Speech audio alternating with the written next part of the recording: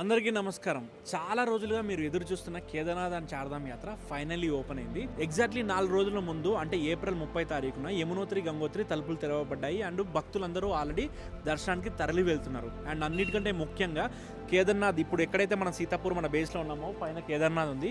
Kedarnath temple అనేది నిన్న 2వ తారీఖు పొద్దున్నే టెంపుల్ తెరవబడ్డాయి. ఆల్రెడీ చాలా మంది యాత్రకు వస్తున్నారు, దర్శనం కూడా చేసుకుంటున్నారు. అండ్ ఈరోజు 3వ తారీఖు, రేపు బద్రీనాథ్ తలుపులు తెరవబడుతున్నాయి. సో ఎవరైనా మీరు ఇప్పుడు చార్ధామ్ రావాలి అనుకున్నా, స్టార్ట్ చేయాలనుకున్నా కళ్ళు మూసుకొని స్టార్ట్ చేయొచ్చు. మీ దగ్గర యాత్రా పాస్ 100% ఉండాలి.